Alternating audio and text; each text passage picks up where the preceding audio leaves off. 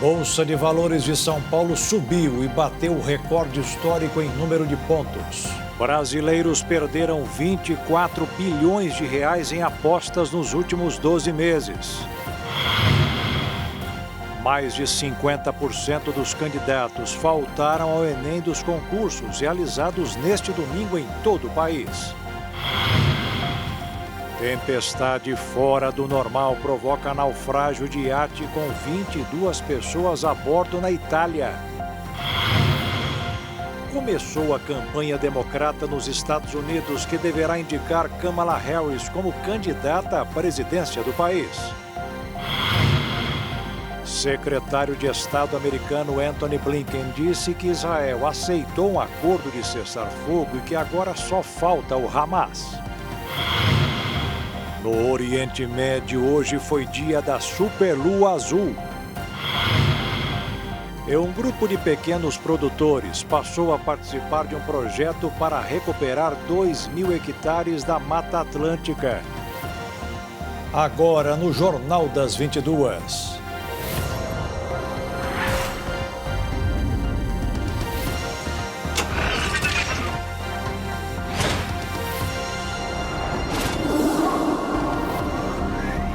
Olá, boa noite.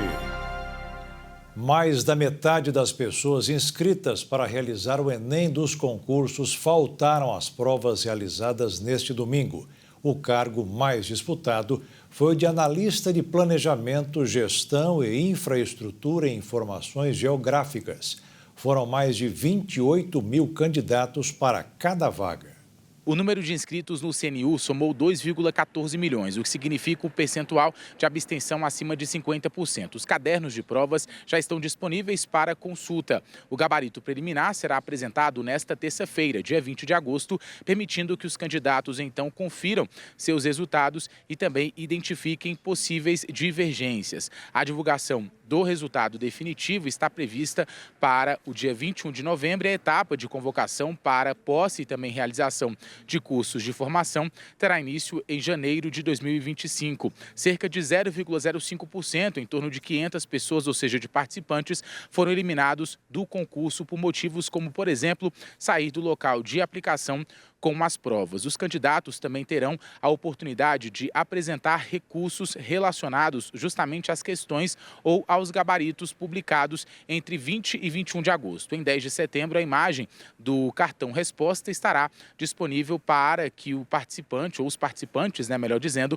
possam conferir as respostas. Conforme o cronograma, então, do certame, as notas finais das provas objetivas, assim como a nota preliminar da parte discursiva, serão divulgadas posteriormente, em 8 de outubro. O período para pedir a revisão das notas da parte discursiva ficará aberto entre 8 e 9 de outubro. A divulgação das notas finais da parte discursiva ocorrerá em 17 de outubro. Segundo também a ministra de Gestão e Inovação em Serviços Públicos, Esther Dweck, do total de 2,1 milhões inscritos no certame, cerca de 1 milhão, então, fez as provas. O Distrito Federal destacou-se, como a região com a menor taxa de ausência, enquanto o Ceará apresentou a maior taxa. Entre os 8 blocos de provas, o de nível médio foi o que teve o maior índice de faltas e todos os cadernos de provas estão disponíveis online. Exames também foram disponibilizados ali na noite de domingo no site do Ministério da Gestão e também da Inovação em Segurança Pública.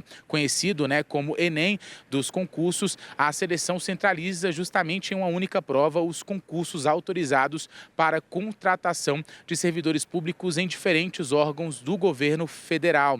É a primeira vez também, que isso acontece. Nesta estreia, estão em jogo 6.640 vagas em 21 órgãos públicos e o certame é o maior em números de inscritos já realizado aqui na história do país. O secretário de Segurança Pública do Rio de Janeiro, Victor Santos, afirmou hoje que a cúpula do Comando Vermelho autorizou o ataque ontem à noite em uma praça lotada de Vila Isabel, na zona norte do Rio, que deixou mortos e feridos. Foi uma guerra de gangues e o objetivo era matar um traficante. Conseguiram, mas no local, além dele, morreram também mais 4 pessoas apontadas como inocentes. Uma no local e 3 no hospital. 3 ficaram feridas.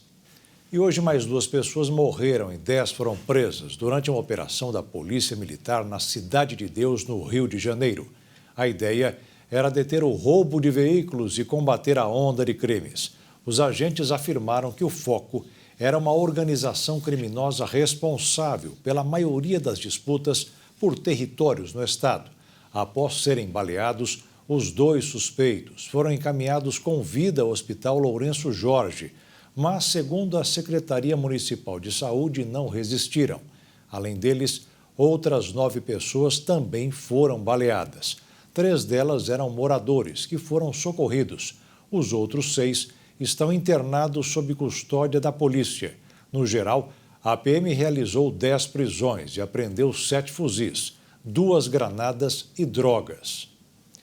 Um naufrágio no Amazonas deixou 3 garimpeiros mortos e 2 desaparecidos na madrugada de domingo. Uma draga e um barco afundaram em um afluente do rio Solimões, localizado entre os municípios de Jutaí e Fonte Boa. O sobrevivente do acidente afirmou que o barco bateu contra um tronco, o que causou um buraco na draga. As 5 pessoas estavam dormindo na draga quando começou o afundamento. De acordo com a Secretaria de Saúde de Jutaí, as 3 vítimas que perderam a vida já foram identificadas.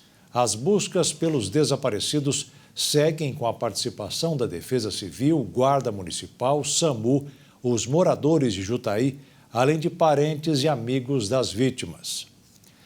E a Polícia Federal resgatou 5 imigrantes clandestinos africanos a bordo de um navio cargueiro de bandeira maltesa, ancorado na Baía de Guanabara, no Rio de Janeiro. O caso, divulgado hoje, aconteceu no último sábado. Segundo as autoridades brasileiras, eles estavam em condições precárias de saúde e foram resgatados por motivos humanitários. Por conta disso, receberam autorização para o desembarque condicional. Os 5 são originários de Conakry, capital da Guiné. Entre eles, 2 são menores de idade, com 16 e 17 anos. O mais novo relatou que deixou um irmão de 11 anos, cuidando de outros 4 irmãos menores em casa, após a morte dos pais em uma explosão que matou 400 pessoas na cidade onde viviam. Os jovens viajaram por 3 dias em um caminhão de carga clandestino, antes de embarcar no navio. Entre os 5, um deles expressou interesse em solicitar refúgio no Brasil. Após serem ouvidos, a seguradora do navio assumiu a responsabilidade pelos cuidados dos imigrantes, que foram encaminhados para um hotel onde aguardam a continuidade dos procedimentos legais. A operação foi realizada pelo Núcleo Especial de Polícia Marítima do Rio de Janeiro, com o apoio do Núcleo de Fiscalização de Tráfego Internacional da Delegacia de Imigração. A embarcação também foi inspecionada pela Agência Nacional de Vigilância Sanitária, após suspeitas de infecção por malária em um dos tripulantes e em um dos imigrantes resgatados. Uma tempestade fora do normal provocou o naufrágio de um super-iate na costa da Sicília, na Itália.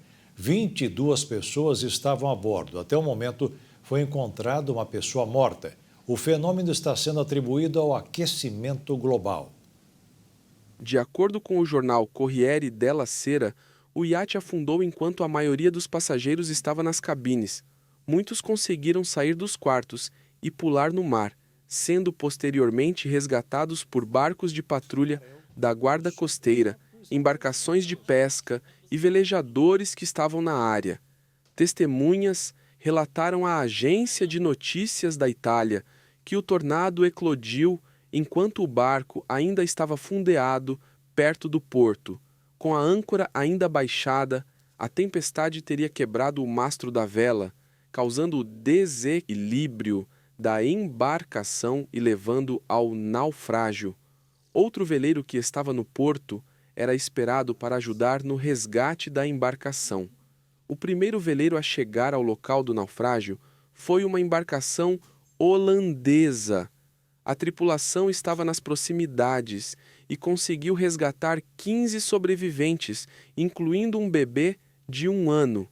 De acordo com informações da Guarda Costeira Italiana, o Baiesian é um super-iate da Perini Nave e tinha uma tripulação de 10 pessoas além dos passageiros, que eram de nacionalidades britânica, americana e canadense.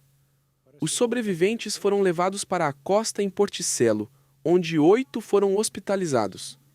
No início, 7 pessoas foram relatadas como desaparecidas, incluindo o cozinheiro do navio, 4 britânicos, 2 americanos e um canadense. Equipes de resgate, incluindo um helicóptero e barcos da Guarda Costeira, bombeiros e Serviço de Proteção Civil, estão em busca dos desaparecidos e localizaram o naufrágio a uma profundidade de 50 metros.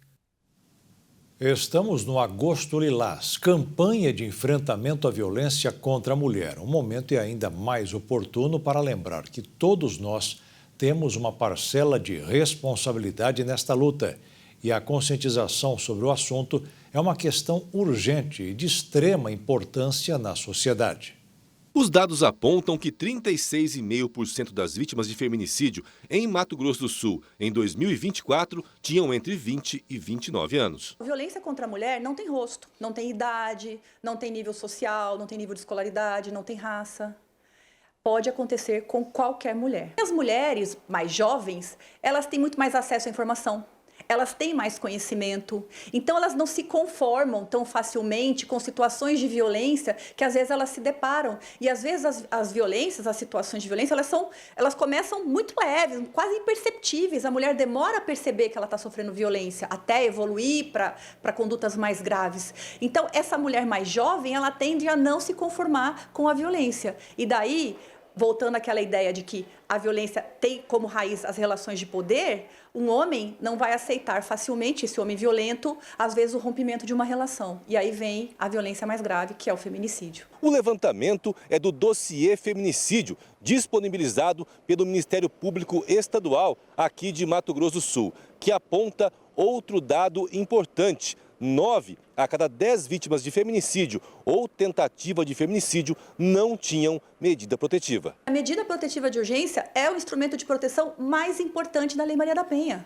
Então, as mulheres que estiverem sofrendo violência e quiserem romper o ciclo, elas precisam procurar ajuda e pedir a medida protetiva de urgência, porque ela realmente salva vidas. É importante mencionar que são muitos os tipos de violência contra a mulher que passam pela psicológica, moral, física, sexual e patrimonial. E na maioria das vezes, as ações são gradativas e a vítima pode sequer perceber que passa por situação de violência. Dessa forma, todos da sociedade temos uma função importante no apoio e denúncia. Se a gente olhar ao nosso redor, a gente vai ter contato com muitas que sofrem violência. Aquela máxima de que em briga de marido e mulher ninguém mete a colher é um equívoco.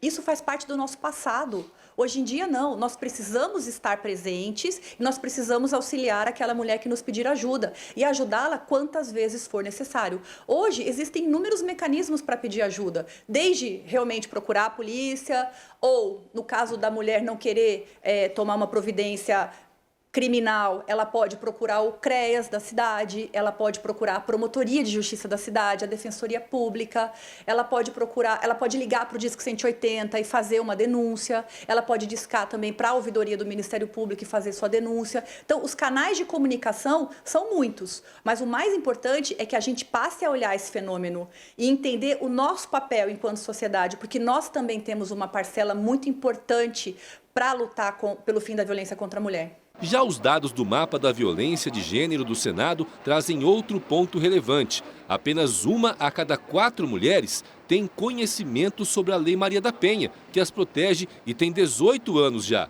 Para a representante do Ministério Público, há que se investir em educação desde as escolas, como prevê a lei. As campanhas de prevenção e combate ao feminicídio são fundamentais. Nós precisamos continuar fazendo essas campanhas anualmente, a exemplo do Agosto Lilás, que nasceu aqui no estado de Mato Grosso do Sul, que é uma campanha muito importante e reúne toda a rede.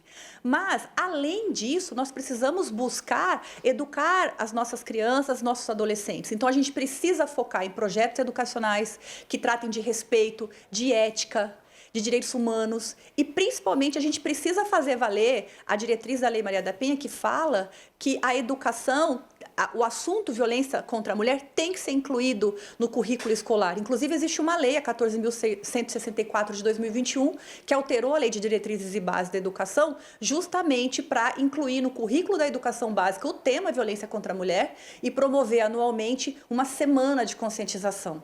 E veja a seguir, Bolsa de Valores de São Paulo subiu e bateu recorde histórico em número de pontos. E os brasileiros perderam 24 bilhões de reais em apostas nos últimos 12 meses.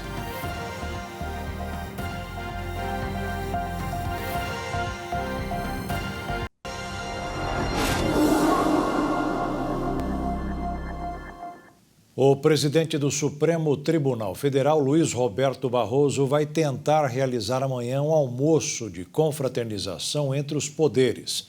A discussão sobre as emendas parlamentares criou uma queda de braço para saber quem manda mais. Além de todos os ministros da Corte, foram convidados representantes do governo e também do Congresso. A ideia do encontro é justamente estabelecer um canal de diálogo para ouvir as propostas dos parlamentares e também estabelecer maneiras para dar mais transparência à distribuição do orçamento público. O presidente do Senado, Rodrigo Pacheco, já confirmou então presença neste almoço, mas por enquanto o presidente da Câmara, Arthur Lira, ainda não se manifestou se vai comparecer ou não. O Palácio Planalto, por sua vez, escalou então o ministro da Casa Civil, Rui Costa, e também o advogado-geral da União, Jorge Messias, para poder representar o governo na negociação. Rui Costa, inclusive, foi escolhido por ter boa relação com Lira, um dos nomes mais interessados no reestabelecimento aí das emendas. Na semana passada, a gente teve 2 pontos importantes. O presidente da Câmara chegou a procurar o ministro da Casa Civil para reclamar, então, da postura do governo em relação ao tema das emendas. Em decisão unânime também, a gente teve ali o STF mantendo as liminares de Flávio Dino pela suspensão das emendas parlamentares impositivas ao orçamento, até que então o Congresso adote novas regras de transparência, rastreabilidade e eficiência. O voto do relator foi seguido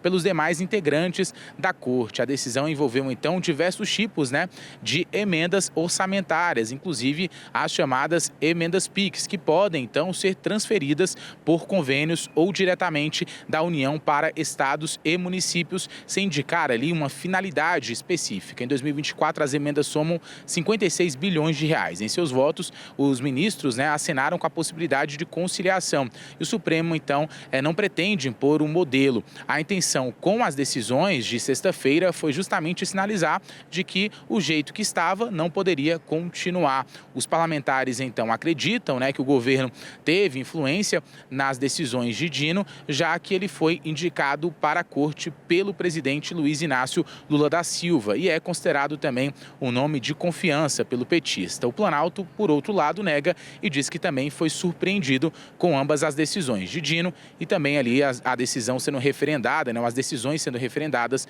pelo plenário virtual do Supremo Tribunal Federal. A semana começou bem no mercado financeiro. O mundo está se recuperando daquele tombo provocado pelo pânico de uma possível recessão na economia americana. Além disso, existe a perspectiva da taxa de juros cair nos Estados Unidos. Por isso, o dólar caiu mais de 1% e fechou o dia cotado em R$ 5,41 na venda. E na Bolsa de Valores de São Paulo, contou muito a fala do diretor executivo do Banco Central, Gabriel Galípolo, alertando que tudo será feito para a inflação não subir muito. O resultado foi um recorde histórico no pregão, com alta de 1,36% aos 135.777 pontos. Um levantamento da Agência Nacional do Petróleo, Gás Natural e também Biocombustíveis, divulgado hoje, quais as cidades e capitais que têm a gasolina mais cara no Brasil.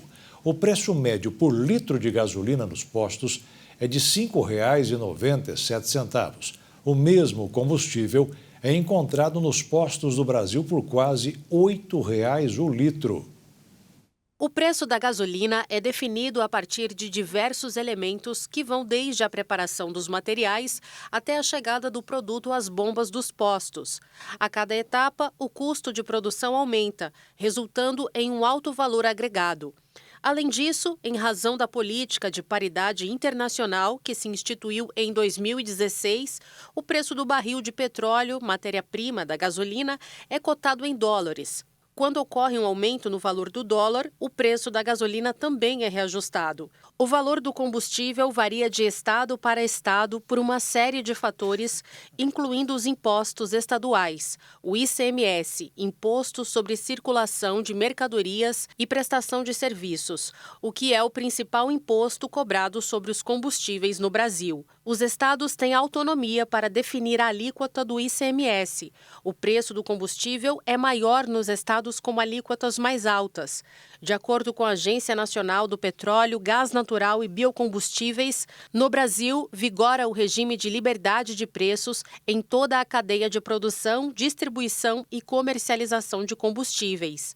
Não há qualquer tipo de tabelamento, valores máximos e mínimos, participação do governo na formação de preços, nem necessidade de autorização prévia para reajustes de preços de combustíveis. Dessa forma, o valor da gasolina pode subir em alguns momentos, dependendo desses pontos que influenciam o preço do combustível. O custo médio da gasolina subiu 2% nos postos de combustíveis do país na última semana. O valor hoje é de R$ 6,13 por litro.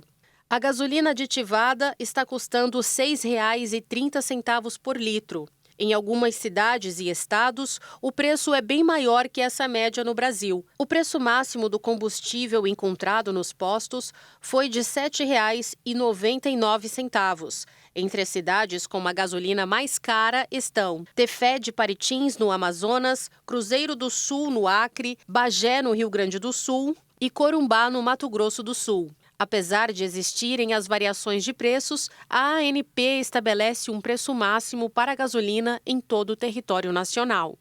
Um levantamento mostra que os apostadores brasileiros perderam cerca de 24 bilhões de reais nos últimos 12 meses. As informações foram feitas com base em dados do Banco Central. O levantamento apontou que 68 bilhões de reais foram gastos por brasileiros em jogos entre junho de 2023 e junho de 2024 e recebeu de volta cerca de 44 bilhões de reais. Com isso, no balanço entre vitórias e derrotas com bets, os apostadores perderam cerca de 24 bilhões de reais. Os valores do balanço foram calculados com base nos registrados do Banco Central. Os dados também mostram as remessas internacionais em dólar. Os analistas converteram os valores para reais, com base na cotação mediana do mês avaliado. O saldo negativo deixado pelas apostas representou 0,2% do PIB brasileiro em 2023, 0,3% do consumo total e 1,9% da massa salarial. Esses valores envolvidos no mercado de apostas brasileiros tendem a serem ainda maiores. Isso porque uma análise do balanço de pagamentos não considera o que circula no mercado interno e também desconsidera o jogo irregular. A popularidade das bets disparou após as propagandas das casas de apostas durante a última Copa do Mundo, em 2022. Um dos argumentos do governo para regular o mercado de apostas é tributar corretamente o setor. Um satélite que deveria estar procurando água em Marte passou a ser utilizado para encontrar vazamentos na rede de distribuição do Rio de Janeiro. O resultado foi consertar as falhas, evitar o desperdício e garantir o abastecimento para 2 milhões de pessoas. O Brasil enfrenta um desafio significativo em relação ao desperdício de água, agravado por tubulações antigas e obras mal planejadas. Apenas na cidade do Rio de Janeiro, o desperdício anual de água tratada é equivalente a 53 mil piscinas olímpicas, quantidade suficiente para abastecer quase 2 milhões de pessoas. A Aegea, maior concessionária privada de saneamento do país, adotou uma solução inovadora: o uso de satélites originalmente projetados para encontrar água em Marte para detectar vazamentos na rede de fornecimento de água da capital fluminense. Em um projeto piloto na zona sul do Rio, uma das áreas mais difíceis de detectar vazamento, o satélite escaneou 582 quilômetros de rede de água entre outubro de 2022 e janeiro de 2023, identificando 122 possíveis áreas com vazamentos. Agora, implementado em mais locais, o auxílio espacial tem evitado o desperdício de 555 milhões de litros de água todos os meses, em 3 cidades da região metropolitana, São Gonçalo, Maricá e Itaboraí. Esse volume foi alcançado nos últimos 9 meses após reparos em 420 vazamentos mapeados. A tecnologia desenvolvida em parceria com a Asterra permite que o satélite diferencie a água tratada da água comum ao mapear a presença de cloro. Esses dados são enviados ao Centro de Operações Integradas, que, com uma assertividade de 80%, encaminha as informações para as equipes de campo. O uso dessa tecnologia é crucial, pois, segundo o Sistema Nacional de Informações sobre Saneamento, os sistemas de distribuição de água no Brasil perdem, em média, 37,8% da água, o que representa quase 8 mil piscinas olímpicas de água não entregues ao consumidor. Se essa perda fosse evitada, seria possível abastecer cerca de 67 milhões de brasileiros por ano. E veja a seguir, começou a campanha democrata nos Estados Unidos, que deverá indicar Kamala Harris como candidata à presidência do país. E o secretário de Estado americano Antony Blinken disse que Israel aceitou um acordo de cessar-fogo e que agora só falta o Hamas.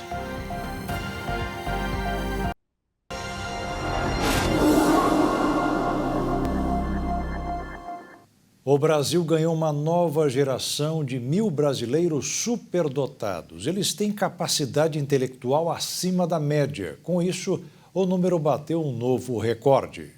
Com o crescimento de 1.000 novos brasileiros superdotados identificados nos últimos 6 meses, a Associação Mensa Brasil divulgou que o país ultrapassou a marca de 4.000 brasileiros registrados com capacidade intelectual acima da média. Desse total, aproximadamente 32% são menores de idade, somando mais de 1.280 crianças e adolescentes. De acordo com o diretor de operações da entidade, que reúne pessoas com altas capacidades intelectuais, Davi Quintão, a inteligência artificial foi fundamental no processo e auxiliou no mapeamento dos superinteligentes, não apenas na hora de identificar os superdotados, mas também foi utilizada para otimizar processos internos, aumentando a eficiência de sistemas. Quintão finalizou dizendo que, com os esforços, a Mensa Brasil espera se tornar uma associação ainda mais capacitada a oferecer suporte e desenvolvimento aos seus associados.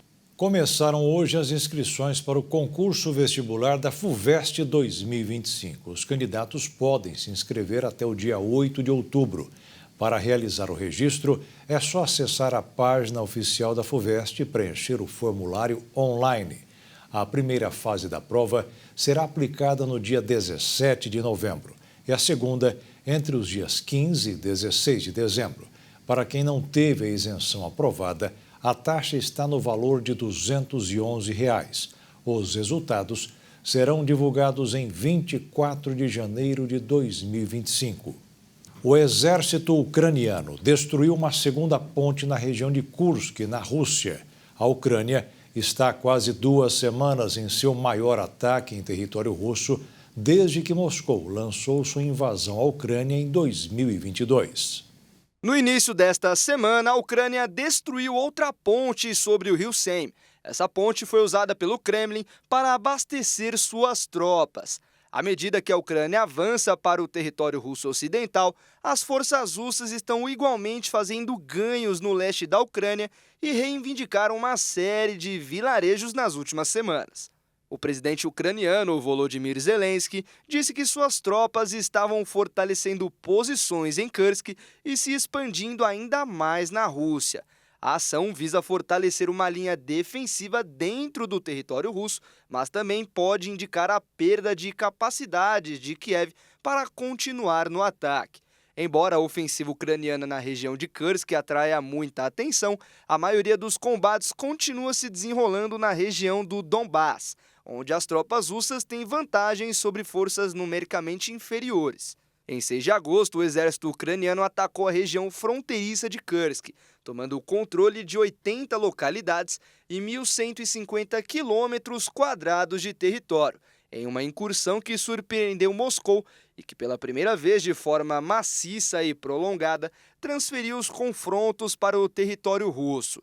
As hostilidades já forçaram dezenas de milhares de pessoas a evacuar ambos os lados da fronteira, e pelo menos 10 pessoas morreram, segundo as autoridades russas. O exército ucraniano atacou com drones um depósito de petróleo na região de Rostov, no sul da Rússia. As negociações estão bloqueadas desde 2022, pouco depois do início da ofensiva militar russa na Ucrânia.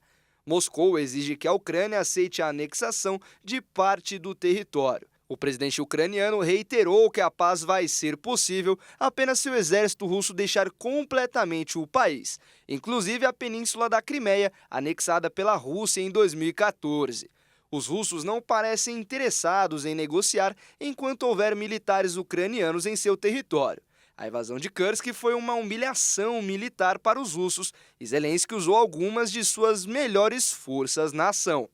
Começaram hoje as convenções do Partido dos Democratas em Chicago para celebrar a campanha da vice-presidente dos Estados Unidos, Kamala Harris, à Casa Branca contra o republicano Donald Trump e para homenagear o presidente norte-americano Joe Biden, que com a sua saída na disputa mudou a sorte de seu partido.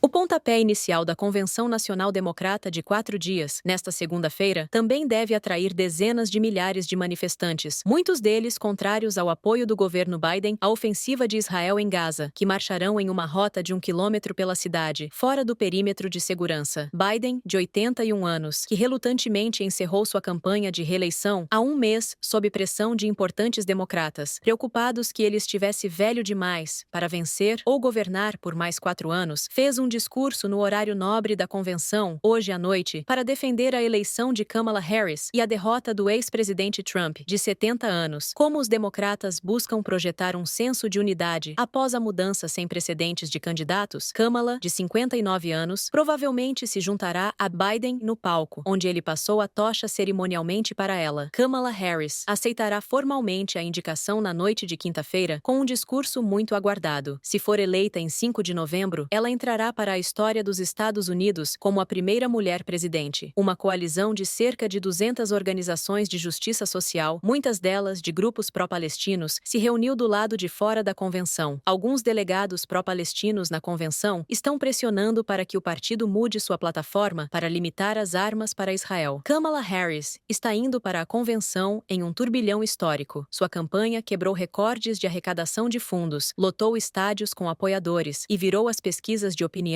em alguns estados decisivos a favor dos democratas.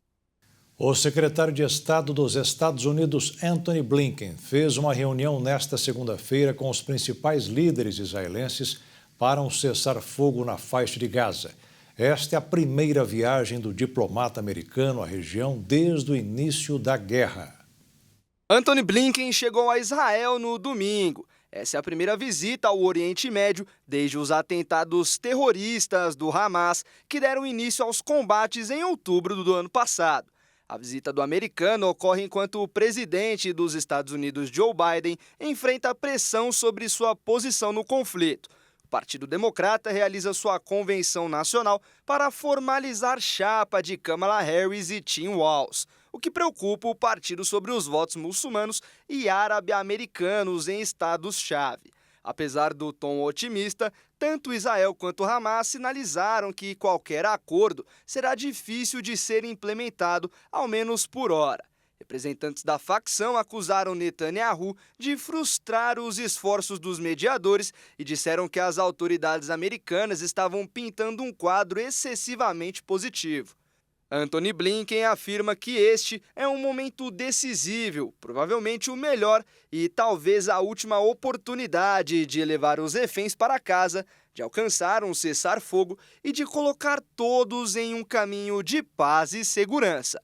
Há meses, as conversas circulam em torno das mesmas questões, enquanto o Estado judeu afirma que a guerra só pode terminar com a destruição do Hamas. Como força militar e política, o grupo terrorista diz que só aceitará uma trégua permanente e não temporária. Embora tenha prometido enviar uma delegação para as próximas rodadas de negociações nesta semana, médicos palestinos relataram a morte de mais de 30 pessoas em Gaza em novas ações que foram atribuídas às forças de Tel Aviv.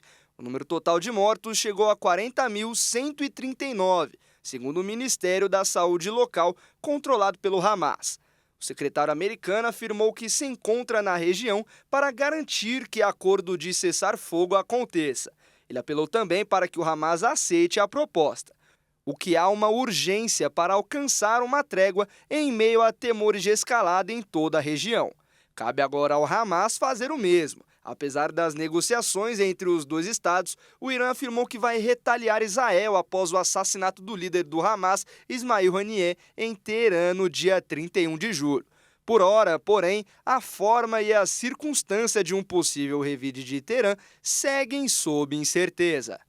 A rara combinação de uma superlua e uma lua azul encantou as pessoas no Oriente Médio. A última vez que o fenômeno cósmico aconteceu foi em agosto do ano passado. A lua, que já pode ser observada a partir desta noite, é sazonal, sendo a terceira lua cheia. Sob os cânticos em árabe, o fenômeno parece ainda mais mágico.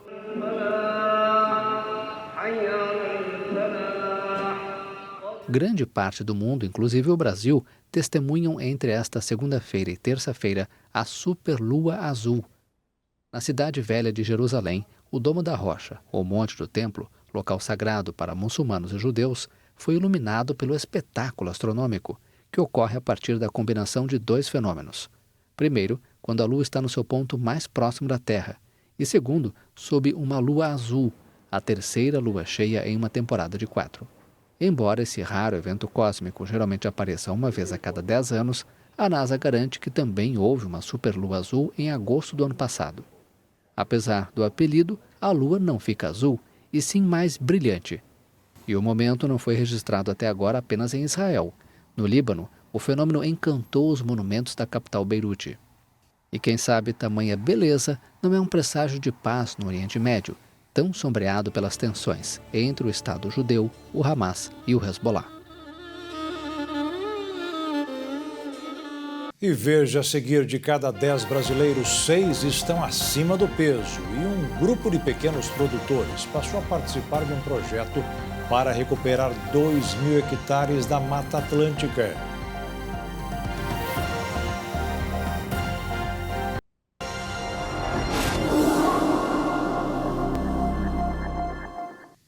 Saiu mais uma pesquisa sobre a obesidade do brasileiro. De cada 10 pessoas, 6 passaram do ponto, fruto de uma combinação de fatores genéticos, alimentação inadequada e falta de atividade física.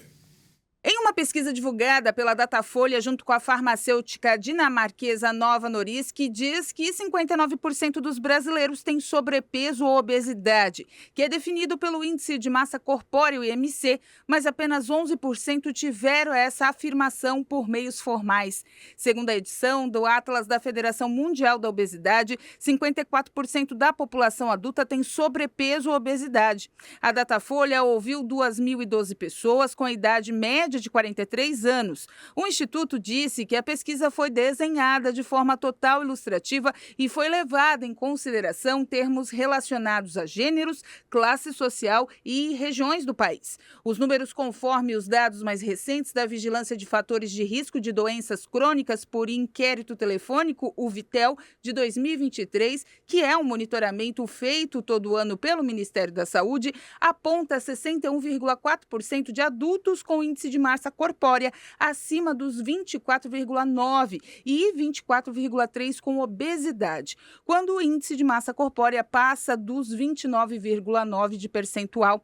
O novo levantamento chamou atenção sobre algumas pessoas que estão em lacunas, que têm um risco ainda maior para doenças cardiovasculares, diabetes e outras, e a própria percepção de si. Além dos números, 61% das pessoas com sobrepeso e obesidade dizem ter uma boa saúde. Uma nova variante do HIV foi detectada nos estados da Bahia, no Rio de Janeiro e também no Rio Grande do Sul. O vírus recombinante foi descoberto há 5 anos. Um estudo da Universidade Federal da Bahia e da Fundação Oswaldo Cruz. Uma nova variante do HIV está circulando no Brasil. Os pesquisadores encontraram 4 registros do vírus recombinante no país, nos estados da Bahia, Rio de Janeiro e Rio Grande do Sul. Até o momento, não foram registradas infecções por essa variante em outros países. De acordo com a pesquisa, a nova variante combina genes dos subtipos B e C, predominantes no Brasil, e por isso é chamada de vírus recombinante. Pesquisadores disseram que essas cepas têm alta taxa de dupla infecção, com pacientes se contaminando e recontaminando. Para surgir essa variante, é necessário que 2 subtipos do vírus se encontrassem em um mesmo organismo hospedeiro. Os vírus recombinantes podem ser recombinantes viáveis ou circulantes, quando se tornam versões transmissíveis. É o caso da nova variante descoberta, batizada de CRF 146-BC. O vírus recombinante foi descoberto em 2019, durante um estudo populacional em que os pesquisadores analisaram cerca de 200 amostras de pacientes infectados de Salvador. Os órgãos responsáveis pelo controle epidemiológico enfatizaram a necessidade de programas que reforcem medidas preventivas para evitar a infecção. Uma onça foi resgatada em Miranda, no Pantanal sul-mato-grossense, com graves queimaduras. O animal está sendo tratado por profissionais do CRAS, em Campo Grande. A onça-pintada tem em torno de 2 anos, 60 quilos, é fêmea e foi resgatada em uma propriedade rural a 40 quilômetros de Miranda, no Pantanal sul-mato-grossense. Ela foi avistada na fazenda e estava com as patas bastante queimadas. Foi necessário usar dardo tranquilizante para o resgate. A gente foi até o local, e o pessoal do IBAMA, e conseguimos realizar a contenção química desse animal com o zarabatano. Após a sedação ter sido realizada, a gente tirou o animal de dentro do local. Ainda na mata, o felino passou por procedimentos veterinários. Por hora a gente fez a monitoração, acessou esse animal, deu um aporte com solução, até que a gente fazia a limpeza dessas patas queimadas, tinha algumas miases também, então a gente fez a limpeza, passou pomada, fez toda a atadura, então para esse primeiro aporte até chegar o animal aqui no CRAS. Em seguida, a onça foi trazida para o Hospital Veterinário de Campo Grande, que é o maior e referência na América Latina. Conforme a coordenadora do Centro de Reabilitação de Animais Silvestres, a primeira noite passada no local foi promissora quanto à recuperação do animal. A gente ofereceu ontem alimentação para ela, é um animal carnívoro, então oferecemos carne e água. E a gente hoje de manhã verificou que ela se alimentou, o que é um bom sinal. Como o animal é silvestre e não é acostumado com o cativeiro, fica naquele local ali, bem isolado, para que possa se recuperar. E neste fim de semana, a onça vai passar por uma série de exames. Nós vamos refazer o curativo nas patas, Vamos coletar sangues, fazer exames para doenças que são específicas de felinos. Vamos fazer também exames de imagens, raio-x, ultrassom, para a gente poder ter uma visão geral do estado de saúde do animal. A estimativa inicial é que a onça que ficou conhecida como Miranda fique pelo menos 1 mês em recuperação. O Nepal vai usar drones para ajudar a recolher as toneladas de lixo deixadas anualmente pelos turistas que escalam o Monte Everest. Além disso, o equipamento também poderá reduzir acidentes. Por trás de uma bela paisagem, montanhas de lixos deixados por turistas estrangeiros. O Monte Everest, o ponto mais alto do mundo, localizado no continente asiático, virou um grande lixão a céu aberto. Anualmente, cerca de 1.000 toneladas de resíduos sólidos são levadas ao parque. Especialistas calculam que pelo menos 50 toneladas são deixadas no local. Só o acampamento base do Everest produziu 75 toneladas de resíduos a cada temporada de escalada. Tradicionalmente, a limpeza é feita por guias locais, os chamados Sherpas, que escalam a montanha para recolher o lixo e transportar suprimentos, uma ação complicada e perigosa. A maior parte desses resíduos são incinerados e o reciclável representa apenas 10%. E para diminuir o impacto ambiental e minimizar os riscos, as autoridades nepalesas firmaram parceria com uma empresa chinesa de tecnologia e drones. Os primeiros testes mostraram que os equipamentos conseguem transportar até 30 quilos de detritos. Porém, no lugar mais alto, a capacidade foi reduzida para 18 quilos. Com o uso dos drones, as mesmas pessoas que escalam a montanha para retirar os resíduos serão treinadas para pilotar o aparelho. Então, o visitante que decidir se aventurar pelos Alpes terá que recolher os próprios dejetos produzidos e levá-los de volta ao acampamento base, através do equipamento. Hoje, esse turista paga um depósito de lixo de $4.000, cerca de R$22.000. Mas esse valor é reembolsado quando o visitante retorna da montanha com pelo menos 8 quilos de resíduos. Além disso, os drones vão poder ajudar a salvar vidas, pois quando o sol aquece a montanha e as geleiras derretem, aumenta o risco de avalanche no rio de gelo Khumbu, que causa muitos acidentes no monte, onde os guias precisam atravessar o local para levar os suprimentos para os montanhistas. Portanto, com os drones, o caminho não precisaria mais ser feito por seres humanos, pois os equipamentos fariam os trabalhos necessários. São Paulo voltou a registrar hoje qualidade ruim do ar, segundo a CETESB, a Companhia Ambiental do Estado. A avaliação é feita numa escala de 1 bom a 5 péssimo. A capital paulista está no estágio 4. Osasco e Cubatão são os municípios mais afetados até o momento, com uma grande concentração de poluentes. O IMET já emitiu 2 alertas de perigo para a região.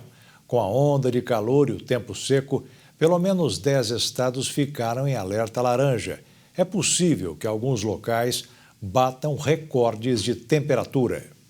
O projeto na Serra da Mantiqueira deverá recuperar mais de 2.000 hectares de Mata Atlântica, além de gerar créditos de carbono. Pequenos produtores e organizações não governamentais participam da iniciativa.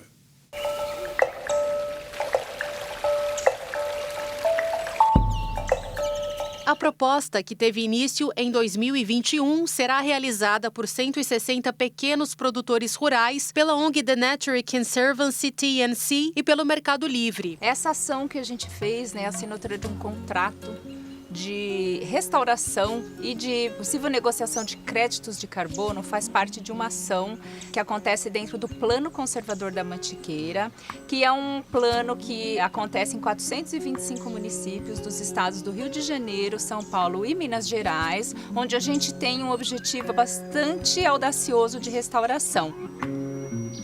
O projeto utilizará o conceito de pagamento por serviços ambientais. Cada integrante receberá R$ 300 por hectare de floresta restaurado por ano, durante os primeiros 10 anos. Dos créditos que forem gerados nessa década, 80% serão do Mercado Livre para pagar o investimento inicial da companhia e tornar o projeto possível. Os 20% restantes poderão ser negociados livremente pelos produtores. Nos 30 anos seguintes, eles terão 100% dos créditos à disposição. A Mata Atlântica é o bioma mais devastado do Brasil, com apenas 24% de sua cobertura original ainda existente. Também é onde se concentram os principais centros urbanos brasileiros, cerca de 80% do PIB e a demanda por recursos naturais como água, de acordo com os dados da ONG SOS Mata Atlântica. Por essas razões, o bioma foi escolhido pelo Mercado Livre e pela TNC. O Mercado Livre deu início ao projeto para entender como a restauração florestal pode servir para diminuir os impactos de uma empresa e depois a TNC pensou no formato. A fase seguinte foi a atração de proprietários de pequenas propriedades na área determinada, até chegar aos 2.717 hectares. Foram muitas visitas a locais como associações de produtores, sindicatos rurais, igrejas e cooperativas. E o sucesso foi possível devido a contatos de projetos anteriores.